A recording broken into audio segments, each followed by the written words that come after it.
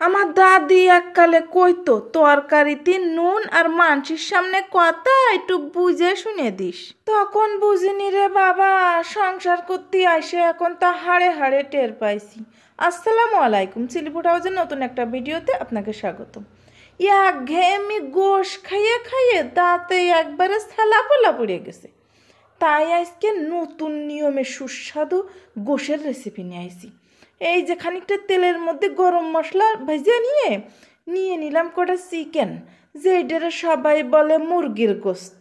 এরপরে মশলাপাতি সব দিয়ে নিলাম, দিয়ে ঢাকনা দিয়ে ঢেকে নিলাম। পানি দিবা না কিন্তু, কবানে এ তো নর্মাল মশলা দিয়ে রানলে, তাহলে আর স্পেশাল কি?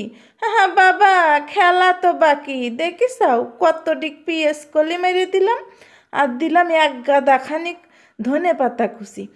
এরপরে দিছি দুটো তিনটে কাঁচা ঝাল। এতেই তো স্বাদ হেব্বি করে দেবে না। নর্মাল গোশের মশলার সাথে যদি এই তিনটে জিনিস অ্যাড করতে পারো, সাথে কিন্তু টক বাগুন দিতে পারো একটা কাইটে, তাহলে কিন্তু আরও বেড়ে যাবে না। আর ওই যে কইলাম নুনটা যদি একটু বুঝে শুনে দিতে পারো, তাহলে তো আর কোনো কথা নেই। একবারে লাজবাব রেসিপি। তেল তেল ঝোল ঝোল রানলেই যে গোস্তই স্বাদ হবে, এইরাম কোনো কথা নেই।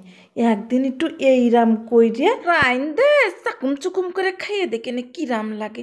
আমি বাপু গরম গরম ভাত নিয়ে এক কান রান নিয়ে বসে পড়েছি। এক কান রান সুড়োই মুখে দিলাম রে শুনা, গালের মধ্যে যেন কি একটা হয়ে যাচ্ছে। স্বাদটা সে কি স্বাদ, এ স্বাদের কোনো তুলনা নেই। তোমরা তাগাই না থেকে ঘরে যদি মুরগির গোস্ত থাকে, যাও একটু রাইন্দে খাও গে। আজকে আমি খাতে খাতে চলে যাচ্ছি, ধন্যবাদ।